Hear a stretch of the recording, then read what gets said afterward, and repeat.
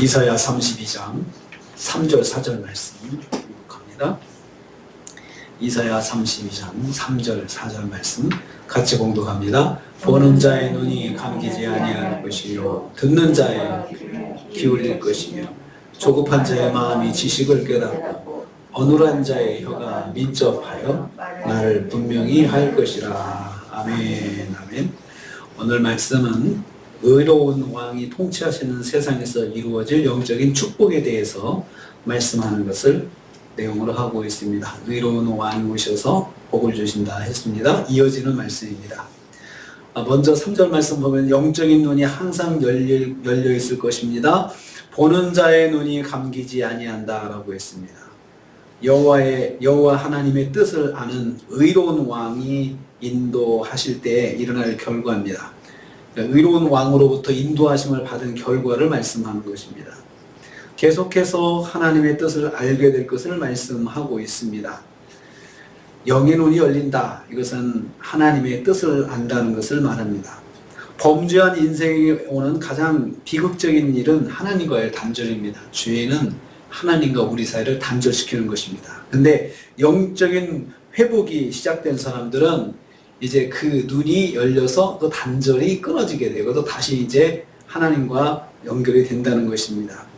범죄한 인생은 영적인 마비가 되는 삶을 살게 됩니다. 그래서 영적인 부분이 철저히 죽고 영적인 부분이 없어지는 것입니다. 의로운 왕의 인도를 받는 회개한 인생은 하나님의 뜻에 순종하는 삶을 살게 될 것입니다. 그래서 하나님의 뜻에 합당한 길, 하나님께서 기뻐하시는 길, 생명의 길을 볼 수 있게 됩니다. 그래서 영적인 눈이 열리면 제일 먼저 하나님의 뜻을 깨닫게 됩니다. 그래서 그 눈이 감기지 않고 계속해서 하나님의 뜻을 보고 하나님의 말씀을 알게 된다는 것입니다.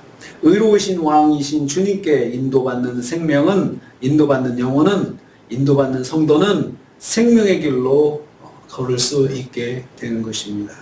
두 번째로 영적인 귀가 항상 열려 있을 것입니다. 3절 후반부입니다. 듣는 자가 귀를 기울일 것이다 라고 했습니다. 이 말씀도 의롭고 자유로운 메시아의 통치가 이루어질 때 축복된 상황을 말씀하는 것입니다. 듣는 자는 매우 큰 주의를 기울여서 말씀을 경청한다는 뜻이 있습니다. 하나님 말씀에 귀를 기울여 듣고자 하는 성도는 반드시 그 마음의 태도를 버리지 않고 계속해서 유지하게 된다는 것입니다. 그러니까 영적으로 회복된 사람은 계속해서 귀가 하나님 말씀을 들으려고 기울여서 계속 기울여가지고 주의를 기울여서 들으려고 한다는 것입니다. 의로운 왕이신 메시아께서 통치하시는 세상에서 하나님의 백성들은 귀를 하나님 말씀을 듣는데 우선적으로 사용하게 됩니다. 즉 말씀을 사모하여 간절히 듣기를 원하는 삶을 살게 된다는 것입니다. 그래서 하나님의 말씀을 듣고 말씀에 순종하는 삶을 살게 됩니다. 그래서 이스라엘 백성들이 온전한 그 영적인 회복이 일어날 때는 그때가 메시아가 오셔서 그리스도가 오셔서 세상을 통치하시는 날인데, 그때 그 세상의 특징은 뭐냐면 먼저 영적인 눈이 열려서 항상 하나님 말씀 보고, 그 다음 영적인 귀는 항상 귀를 열어가지고 하나님 말씀을 들으려고 하는 그러한 삶의 모습을 가지게 된다는 것입니다. 그래서 하나님의 말씀을 듣고 말씀에 순종하는 삶을 살게 됩니다. 의로우신 왕이신 주께 인도받는 성도는 하나님 말씀을 적극적으로 듣게 됩니다. 그래서 우리도 은혜 받으면 항상 말씀에 귀를 기울이죠. 은혜 받은 사람의 특징이죠. 그 순간, 은혜 받은 순간이 온전하게 주님께 사로잡힌 순간이거든요. 하나님께서 완전히 그 삶을 통치하시는 그 모습인데, 그때 보면은 귀가 항상 말씀을 들으려고 하고 있고, 눈은 항상 하나님을 바라보는 그런 모습을 갖게 되는 것을 볼 수가 있습니다. 세 번째는 4절 말씀입니다. 마음의 복과 말의 권세를 주실 것입니다. 조급한 자의 마음이 지식을 깨닫는다고 했습니다. 이 조급한 사람은 아무리 진지하게 선포되는 말씀이라도 한 귀로 흘리는 경솔한 사람을 말하거든요. 근데 그런 사람들이 변하는 것입니다. 그런 사람들이 이제 변화를 겪어서 이제 말씀을 듣는 사람이 되는데 이건 유다의 과거의 모습입니다. 유다가 그랬죠. 이스라엘이 그랬습니다. 선지자가 아무리 말씀을 선포해도 그 말씀을 경솔하게 여기고 무시하고 멸시하고 그랬잖아요. 그랬던 유다의 그 과거가 변해서 하나님 말씀에 귀를 기울인다. 그래서 마음이 지식을 깨닫게 된다. 하나님 말씀을 깨닫게 되는 사람이 된다는 것입니다. 이러한 자들이 하나님을 아는 지식을 깨닫게 된다는 말씀입니다. 이것은 성령의 역사로 일어날 일을 예고하고 있는 것입니다. 성령의 역사로 일어날 변화를 예고하는 것인데요.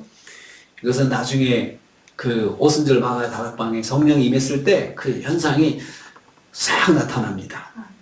두 번째로 어눌한 혀가 민첩할 것이다 라고 해서 어눌한 혀가 말은 진리를 전하는 전하지 못하던 자가 담대하게 진리를 전하는 사람이 된다는 것입니다. 그러니까 어눌하다, 말을 잘 못해가지고 자기는 뭐 표현을 못해서 전도도 못하고 또 복음도 전하지 못하는데 이랬던 사람이 진리를 전하는 자, 담대하게 진리를 전하는 자가 된다는 말씀입니다. 이 말씀도 성령의 역사로 이루어질 오순절 성령님의 역사를 암시하는 것입니다. 갈릴리 출신 베드로가 성령의 능력으로 담대하게 복음을 전하는 자가 되었다는 것을 사도행전 2장에 말씀하고 있습니다. 이 일은 어눌한 혀가 복음을 전하는 자가 된다. 어눌한 혀가 민첩하게 아주 예리하고 아주 영민하게 말씀을 전하는 사람이 된다라는 것입니다. 그래서 말을 분명히 한다라고 했습니다. 의로운 왕이 오시면 성령님의 역사로 말씀을 깨닫고 담대한 증인이 될 것입니다. 그래서 우리도 말씀에 사로잡히면, 주님의 성령 안에 사로잡히면은 영의 눈이 열리고 귀가 열리고 그리고 마음이 열려서 말씀을 깨닫고 그리고 입으로는 말씀을 전하는 자가 된다는 것입니다. 성령님의 역사는 우리의 모든 것을 변화시켜 놓으십니다.